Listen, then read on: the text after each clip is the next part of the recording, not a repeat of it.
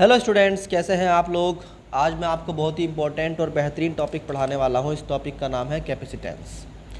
Capacitance physics में बहुत relevant और बहुत जाना माना कंसेप्ट है। तो इसकी शुरुआत करते हैं कि what is the capacitance. Chapter का नाम लिखते हैं, चैप्टर का नाम है कैपेसिटेंस। देखिए, कैपेसिटेंस के नाम से ही पता लग रहा है कि ये किसी चीज़ की कैपेसिटी के बारे में बात हो रही। अब जब आप इलेक्ट्रिसिटी पढ़ रहे हो तो चार्ज के अलावा और किस चीज़ की कैपेसिटी के बारे में बात हो सकती है। हमारी जो यहाँ बेसिक क्वांटिटी है वो क्या है, चार्ज है। तो हम कहते हैं कि भाई कैपेसिटेंस का मतलब हुआ कैपेसिटर से। तो कैपेसिटर किसे बोलोगे, सबसे पहले उसे डिफाइन कर लो, व्हाट इज़ कैपेसिटर। देखो बच्चों, एक्सपेरिमेंटल फिज़िक्स में कई बार हमें चार्ज को होल्ड करना पड़ता है, वरना कोई भी जो हमारी मशीन है वो चल नहीं सकती। फॉर एग्ज़ाम्पल, आपका जो पंखा होता है वो जब आप चलाते हो तो एक बार वो झटका लेता है। इसका मतलब होता है कि उसने पहले चार्ज को होल्ड किया, फिर रिलीज़ किया, फिर होल्ड किया, फिर रिलीज़ किया, फिर होल्ड किया, फिर रिलीज़ किया। इसी बेसिक प्रिंसिपल के ऊपर ही आपका जो मोटर है वो काम करता है। तो ये जो चार्ज को होल्ड करने वाली डिवाइस होती है उसको आप कंडेंसर बोलते हो, कंडेंसर भी बोलते हो। बेसिकली ये कंडेंसर होता है, इसको कैपेसिटर ही कहते हैं। This is basically capacitor. तो कैपेसिटर क्या होता है, जो वो डिवाइस जो चार्ज को होल्ड कर सकती है, दैट इज़ कॉल्ड कैपेसिटर। तो हम बोलते हैं the device that can hold charge, that can hold charge is called, क्या कहलाती है बच्चों, कैपेसिटर।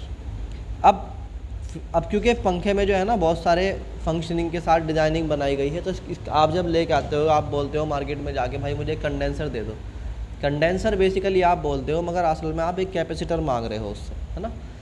तो वो कैपेसिटर एक स्पेशल टाइप का बना हुआ होता है, मगर उसके अलावा दुनिया में हर वो चीज़ जो अपने अंदर चार्ज को होल्ड कर सकती है, that is called capacitor. Anything that can hold charge is called capacitor.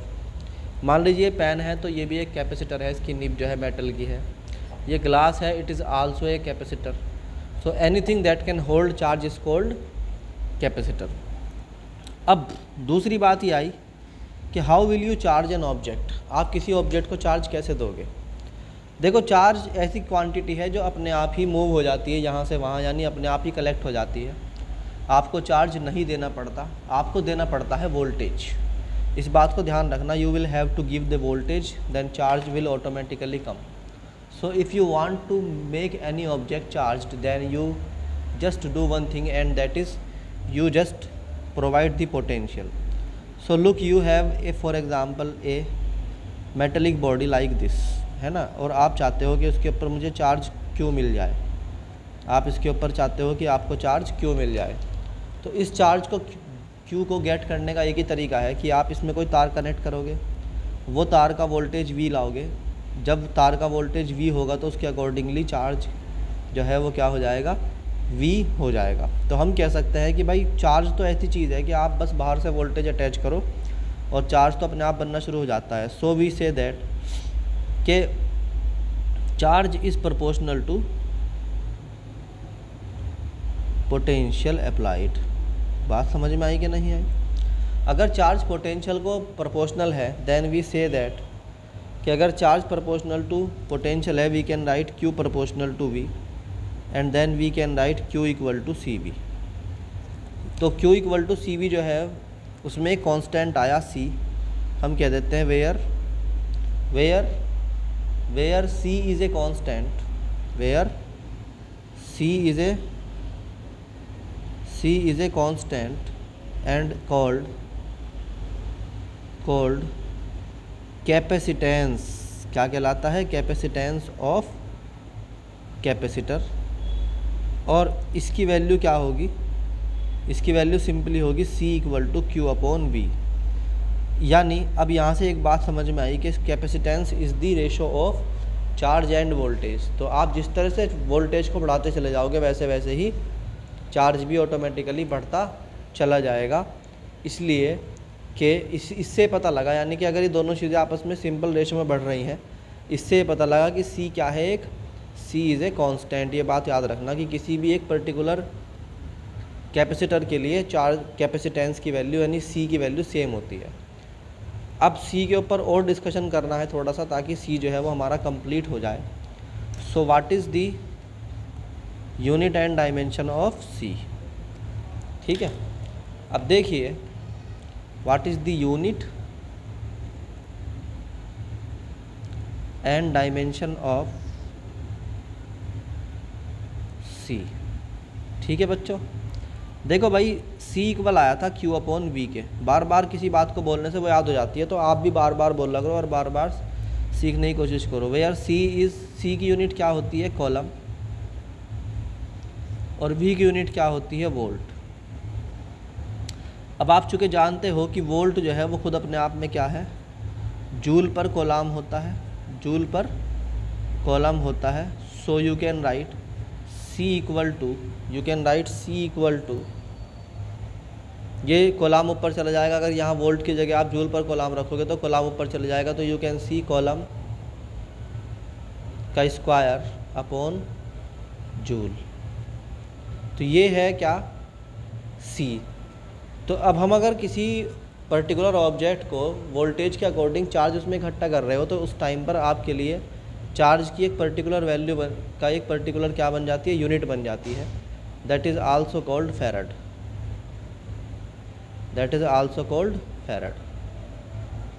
इसकी यूनिट फैरड भी है, इसकी यूनिट कॉलम का स्क्वायर पर जूल भी है, इसकी यूनिट कॉलम पर वोल्ट भी है।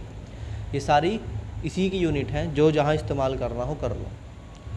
अब आपसे पूछा जाता है what is the unit, what is the dimension of capacitance.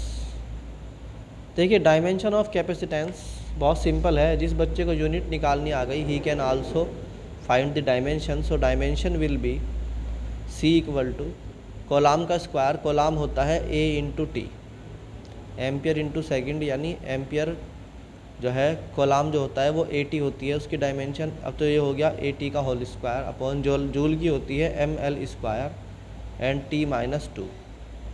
Now C equal हो गया है किसके, अगर आप इसे ओपन करोगे तो A का स्क्वायर हो जाएगा, T की पावर 2 हो जाएगी, अपॉन में M हो जाएगा, L स्क्वायर हो जाएगा और T की पावर -2 हो जाएगी। So C can be written as, M जब ऊपर जाएगा तो M की पावर -1, L की पावर -2, T की पावर 4 एंड A की पावर 2। ये आपकी डायमेंशन ऑफ C आ गई है। This is your dimension of C। तो यहाँ से इसको याद कर लें। कोई भी इम्पोर्टेंट बात होगी तो वो मैं न्यूमेरिकल्स में या क्वेश्चन में ले लूँगा। फ़िलहाल मेरा जो टारगेट रहता है वो ये है कि जितना हो सके बच्चे को सिंप्लीफाई करके अभी फ़िलहाल पढ़ा दो। बाद में हम उसको जब कॉम्प्लेक्सिटी की रिक्वायरमेंट होगी then we will discuss about the complexity. पहले ही टॉपिक को भारी करके मुश्किल करके कोई फ़ायदा नहीं है, बच्चे को कुछ याद नहीं रहता। तो ये बच्चों समझ में आई बात कि नहीं आई। अब फॉर एग्ज़ाम्पल इसी के अंदर आपसे एक जो है वो ले लेते हैं कि फॉर एग्ज़ाम्पल एक क्वेश्चन ले लेते हैं कि हम कहते हैं किसी ऑब्जेक्ट को चार्ज किया गया अप टू वोल्टेज 5 वोल्ट, है ना। 5 वोल्ट देने पर उसके अंदर चार्ज आ जाता है 2 coulomb. Find the capacitance, then you say that C equal होता है Q अपॉन V के।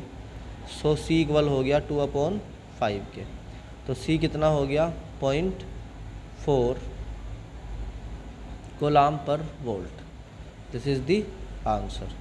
इसी तरह एक क्वेश्चन और हो सकता है, suppose it is asked that how much voltage is required to make charge 10 coulomb to an object या to a capacitor whose capacitance is 5 micro farad. Then what will you do is that, solution इसका करेंगे। तो आपको simple formula याद रखना है कि V equal क्या होगा Q अपॉन C, क्योंकि Q इक्वल टू C भी है। सो V इक्वल टू ऑटोमेटिकली क्या हो जाता है, Q अपॉन C हो जाता है। So when you put here the value of Q then it is 10 upon, now you would put the value of C that is 5 into 10 to the power -6, क्योंकि micro farad का मतलब होता है 10 to the power -6। then what is the value 2 into 10 to the power 6 volt देना पड़ेगा आपको इस object को।